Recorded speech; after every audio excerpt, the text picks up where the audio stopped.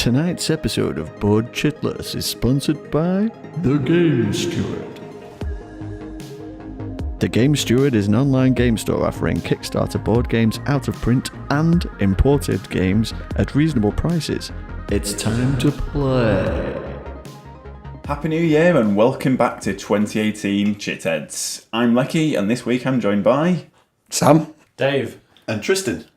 And this week we've been playing loads of games. We've had a go at Flashpoint, Seafall and Sid Meier's Civilization, A New Dawn. Civilization? It's a cross between Civ and Civilization. Oh, that would be actually pretty good. Someone ring Jamie. or perhaps Scythe would bring down the game we played tonight.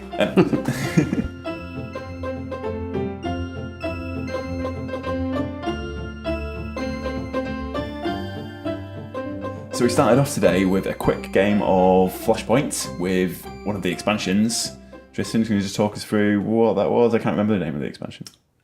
we actually didn't really use the expansions. We've got Flashpoint, we've got quite a few of the expansions, Extreme Danger and stuff like that, which are all like different maps and stuff that you can go on. I think we threw in a couple more firemen careers, role type cards, but we very rarely capitalise on all the extra stuff, which adds loads of extra rules and stuff. We really need to step up with that. But it's always so long since we played Flashpoint that we always end up going back to just the regular game. I really enjoyed the minifigs being the absolutely useless structural specialist. The structural engineer that just made the that your guy, even faster. The hotspots guy? Yeah, he was pretty cool, but I felt like the fact that he couldn't put out fire really hampered his job role as a fireman. That is why the firemen are there, ultimately, isn't it? Dave, maybe we should just cover what the game is. Do you want to give a quick overview? It's you play a group of firemen and you're going into a building and you're trying to rescue people and cats and dogs and put out fires and stop things from exploding, which they will inevitably. That's basically it. It's just a crisis management sort of cooperative game, isn't it? Yeah. And six players. It's as ace as it is hard. I think, have we won one game of it when we were going really easy on ourselves? Or I tend to win a lot more games when you guys aren't here. When we're playing with the family, I think we're more coordinated. I think it's one of them that scales poorly with more players. It's much harder with more players. It's so much harder with more players. There's more hotspots, and you always, when you roll a hotspot, you just get more and more fire, don't you? So yeah, it made it like tonight. There was an unbelievable amount every time we rolled for smoke. At the end of your turn, more smoke appears in the building, and no matter how much we were putting it out, it was just getting crazy. Which meant, I mean, we saved about 3 people, which is probably the worst score I think we've ever had to a Flashpoint. But yeah, no, it's still fun. It's for a quick playing game. It is just chucking dice, isn't it? Like it's just dice roll after dice roll. Although not to resolve your actions. No, you're fully in control of your actions, which I like. It's dice rolling only at the end of your turn to determine where the smoke spreads. So that is a bit of a crapshoot, yeah. Which is why it's more difficult with the more players, because between your turn, essentially, there's like 4 lots of smoke being rolled as the other players take the turn. It's by the time your turn comes back around, the person you're carrying has probably been blown up. Yeah. But you can manage that danger aspect, can't you, of where the fire's building up. Like you can see where the danger points are and try and move to them. Like in theory. If you roll into that or not. And then they explode and kill you. Exactly. Or the whole building comes down on top of your head. It'll be interesting to play some of the extra expansion materials. There's like extra vehicles in there, extra floors for apartment buildings, different scenarios.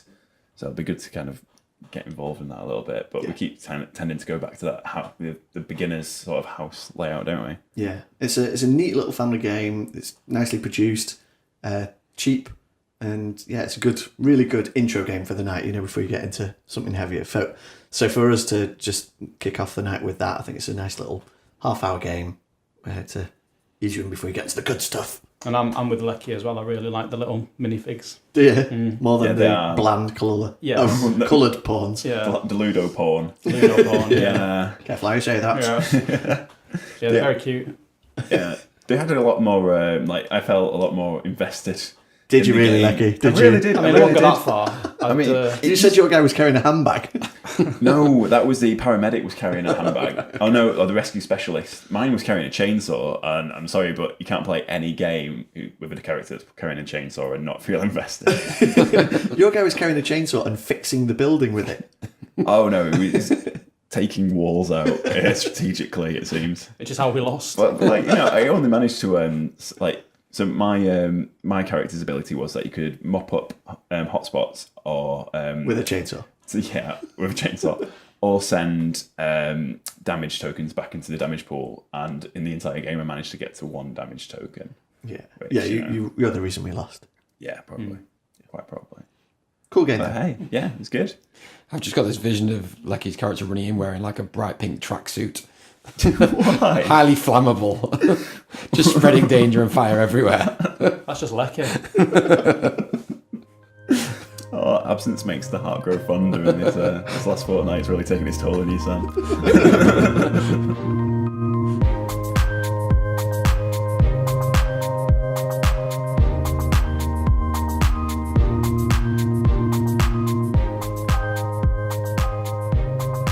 Civilization: A New Dawn. Ooh, We need to clarify that. The 'cause New it is- Dawn's very important. It's different from the old Dawn. She's an older model and a more complex game. The older Civilization is very much based on the Civilization PC game, which was based on the original board game. But it's like the old Fantasy Flight Civilization is a huge bloated behemoth of a game, which I really want to play. I've never actually played it. It looks amazing, but this one seemed like it could be tabled more easily. And given that we were able to play it as the third game of the evening tonight, I think it speaks volumes about how easily you can bring it to the table. But yeah, it's a board game of culture, conquest, and diplomacy for 2 to 4 players, and it's extremely streamlined from any other type Civilization game I've played. What did you guys think? Yeah, it was like a rare experience of having a first game or a training game that's actually moved along quite quickly.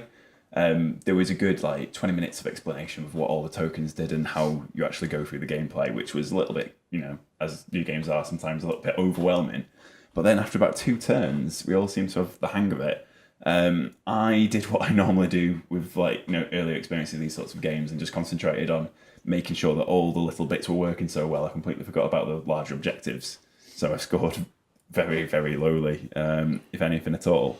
But the fun in the game and the way all the basic mechanics work out was really nice. You get a tableau, don't you, of 5 different actions, and they each have different, assigned a slot from 1 to 5, and the slot number will dictate how powerful that action is. So if you're going to start expanding your empire and you're in a slot 3, that means that you can start taking over more difficult terrain. Whereas if it's lower, you can only really build on grasslands. If it's higher, you can build on mountainous regions. So you feel like you're constantly trying to manage how high things are getting in terms of their slot value, but also trying to make sure that everything's seeing a lot of action and everything's going to cycle through. Basically, you're going to be able to get enough variety in your actions to actually progress. But yeah, I really enjoyed it. So I really enjoyed that mechanic as well. And I quite liked, in my head, the theme behind it. Like, they're taking more time to prep for that idea, whatever it was you were planning on doing, expanding your territory or making these attacks. So the longer you took to prepare it, mechanically, your card was moving higher up the slot. So then when you came to use it, it was a lot more powerful. Whereas you could keep using the same one over and over again, but it's weaker each time. You've not had the same thematic time to prepare. You muster your forces or create your proper expedition, gather your resources or whatever it is. So I quite like that theme and mechanic combination. But it was novel, and we talked and said it sort of reminded us of Warhammer Quest, the adventure card game, where once action selection. Yeah, so you can choose which action you want, but whereas in that you can't use it again in the next turn. This you can use it just becomes weaker. So you never feel like you can't do something. You've always got all of your options available. It's just, do you want to take a lesser powered one, or do you want to wait a bit longer and use it when it's more powered up? So yeah, I thought it had a lot going for it. Yeah, and sometimes using the lower powered version of the card is like what you need to do. Like, it doesn't matter that Like most of the time, you kind of want to get the most powerful effects out of it, right? But sometimes it's all about timing, and sometimes you do just want to take it no matter what. I think my last 2 actions were the lowest powered ones, but that was just sort of happenstance. I won the game. I tried to make out like I planned it. I didn't plan it. It just sort of fell that way, and it just, that was it, wasn't it? Yeah. Considering it is our first play of it, and we all jumped in and you guys picked it up really quickly, it rapidly got to that point where we were all like, oh crap, I'm completing objectives here, and there's only, so you have to complete 3 objectives to win, and before you know it, you've gone from one small city to taking over a really big, good chunk of the map, and getting on with like the meat of the game without realising. I mean, it took us an hour and a half to play a 4-player game of Civilization, which I think is incredible. But it really does pare down like the whole Civ building experience into those 5 actions that Sam mentioned that you go through. But the way it does it, I think, is really ingenious, because that whole thing about being able to use the same action again, but it be slightly different, is great. It's a real improvement on the Warhammer Quest type action selection thing. But also the way that you level them up with the science, like the tech tree. So you make each action cooler each time you use your science to level it up, but you want to be mixing your science with your diplomacy, with your culture, with your conquest, with everything else. But it means each time you do something in the game, you feel like you're achieving, and you feel like you're moving on, and it's and developing your civ, and you're ready for your next action. And towards the end of the game, it got to the point where we were moving so quickly. Some of us were still resolving. I was still resolving my previous action.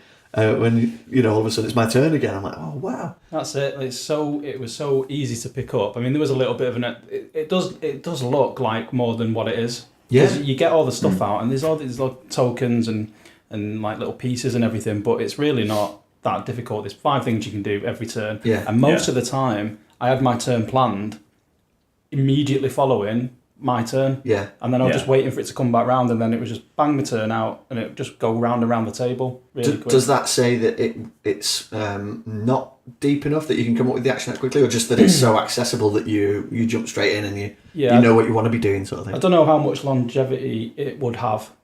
Like, I mean, it's something you could just sort of bust out. It's quick, like once you get going. And there is sort of random stuff, but one of the things I didn't like so much, I loved the card mechanic, like I think I'm with everybody else on that, but I wasn't too sold on the area control aspects of the game. That seemed to me to be too streamlined. It was a lot. It seemed like an abstract game. Do you know what I mean? Yeah, like it's way more abstract than you think it's going to be when you start, I think. Yeah. I think that let it down a little bit for me, just because that's not the sort of game I tend to go for. I like my combat to be like a bit more thematic, and it's literally just, you've got a token there, there's a bit of influence on there, it rolls a dice. You know what I mean? Yeah. So I think that did, but the card mechanic, I think that's brilliant. I'd love to see that. Yeah, it sacrifices, I think, that meaty combat depth for the speed of play. That's it. It would take a lot longer, but it would be more satisfying. Like you said, like with the old Civilization, the big box one, like you're gonna get a more meaty sort of deep game out of it. But I've heard that goes real long. Yeah, I'd still love to give it a try. Such thing as too long as well. Yeah. And given how many games we've got to play these days, having a game that gives this sort of civ building experience within less than 2 hours, that's including the explanation. So it must have been 70 minutes or something for a 4-player game. It really clips along at a pace. Yeah, it does. It flies along really, especially when you start getting to the mid game. Things start happening like when you mature cities, so you basically got them surrounded by villages, then you start getting crates basically like once every round, so they start drip feeding in at first, but then the crates are what boost your actions basically. Exactly, yeah. So they mean that you'll get extra damage points for your strength before you can it'll help you build things and give you extra resources. But by the end of the game, I was swimming in these little crate tokens. I think everyone else was as well. Yeah, they escalate quick. Yeah, and we didn't have there wasn't any much PvP combat. There was going none. on. There was one at the end. A token effort. A token effort, as you say. So there was very little player interaction. That's definitely, I think, as a result of us playing it for the first time. Yeah. And like we were did almost with Eclipse avoiding each other. Yeah, or any of those those types of games. I said from the very start I was just going to turtle. Yeah. That's what I did. We all did. And I feel like, I think I said this during the game, I feel like now that we know the game, I think half of the game, of winning the game, is going to be in the setup. Yeah. When we were setting up, we didn't really know what we were doing. No, we just threw them down. threw the tiles down. But now it'd be like, right, well, that needs to go there, and that. Do you know what I mean? I don't think we'd build the same way as well. Like I built right into Sam's and Leki's territory because none of us were really attacking each other or anything. I don't think in a second game you could get away with that sort of behaviour. Yeah. Without getting a slap on the wrist and planes in your back garden. It would have been interesting to see how it could have panned out though, because with having all the extra crate resources, if you're attacking somebody, then your strength doesn't necessarily have to be that high if you're just going to throw all your extra additional resources into it to try and swing the battle in your favour. I feel like there's quite a bit of leeway of what could happen in the game, but how many games would it take before the game did start to get a bit predictable? Yeah, and it's also lacking in terms of content at the moment. There's 8 civs, which sounds like a fair amount, but the individual civilizations' special abilities aren't massively prominent. They're nice little bonuses, but they don't wreck the game either way. But I didn't use mine. It was irrelevant for the game. And that's always Sam's, because like I said, like Sam's special ability was the barbarian thing, and you started near 0 barbarians. Yeah, I managed to kill one and I forgot about my ability anyway, so it was redundant. Yeah, no, they're kind of hard to sort of bring to bear. But, and I do wonder, going back to what you said earlier, Dave, about its longevity. That said, it's the first rule set I've read in ages that took me like 20 minutes to read and grasp, and that I was genuinely excited about, like really excited about, like can't wait to, get stuck into a proper big game of this. Yeah. Everything was obvious. Everything about it, the design is obvious. Like intuitive, right? Intuitive. We were putting stuff out, knowing what it was. Yeah. Like before Tristan had even explained anything. Well, that's it. You were already dishing out all the components, and it was like the design of it, like the way that it's laid out, the way that the different components interact with each other. It's not basic. It's just really well thought out. So it works really smoothly. Yeah, there's very little barrier to entry, and it's clean in the design, but the aesthetic's really cool as well. I love the tiles, like the terrain tiles remind me a bit of Mage Knight, and it's similar. Very much. Yeah, it's similar sort of. You need 5 action points to get over a mountain, and 4 over a desert, and 3 over a hill. So that gives you a real cool sort of lay of the land when you're looking at the board, and certain mountains will have oil and resources that you can go and plunder and stuff. And I love all of that. That's all proper Civ kind of stuff, but it doesn't have. You mentioned it as well, Dave, at the start. There's no exploration. Yeah. Which is kind of missing. And the barbarians are kind of at the start, they're a bit like, ooh, he's coming into my city. And then after a few rounds, you're like, I'm going after barbarians in a big way. I can murder these guys. I did quite like the way that all the barbarians moved in the same direction. It felt like it was a big horde of barbarians. Mongols. In actual civilization, they do their own thing, don't they? Yeah. But in this, they just literally all move in the same direction. They could be like spread across the map. They all go the same way. I thought no bears in this one, though. Or no wolves. bears. So it did feel thematic. Like everything about it feels thematic, not overly. And the combat doesn't at all, but everything else it does. And the combat is a D6 dice roll as well. Yeah, it's literally roll and add your modifier. Yeah. Which was a bit surprising, I have to say. Like for Fantasy Flight leaders in like epic game design, bleeding edge stuff, and it is a D6 dice roll. But again, it adds to that brevity of play. Some of the biggest war games are just a D6. Aren't they? Yeah. And if after if you do 3 attacks in a turn, that it doesn't slow the game down. It's not like you're calculating millions of different modifiers and stuff. You just roll and then play moves on. So, well, do you think because the big box game exists that this was a conscious decision to roll it back and make something a bit more that was easier accessible? Yeah, exactly. Definitely, 100%. Yeah, and it's also apparently they've said they're going to continue supporting both games. Really? So, still a reason to maybe get out there and get the old Civ. and give that a try to see how it compares. But for example, my favourite game probably of all time is Through the Ages, and it is so difficult to get that out and get through a full game of it. Whereas this, I can imagine seeing a lot more table time, just because it's almost at that, not quite, but it's almost like Flashpoint Start the Night level of game where should we just rattle out a quick game of Civilization and New Dawn before we get into something, Well, that's how quickly. For me, when playing it, the only changes I'd make to it would make it a completely different game. The only slight improvements I can think would turn it into something like Eclipse.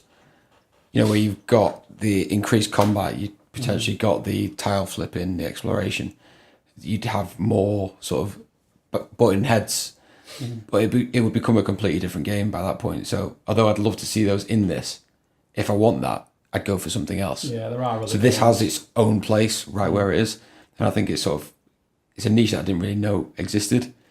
It's almost like it's not a 4X and it's not that simplistic, but it's just sort of sits nicely in between, and I think it's I think it can definitely hold its own. It's like an exploit and expand. Not really. No exploration, No, no extermination. Well, I was thinking like the things that I'd like to see is a bit more combat, a bit more varied combat.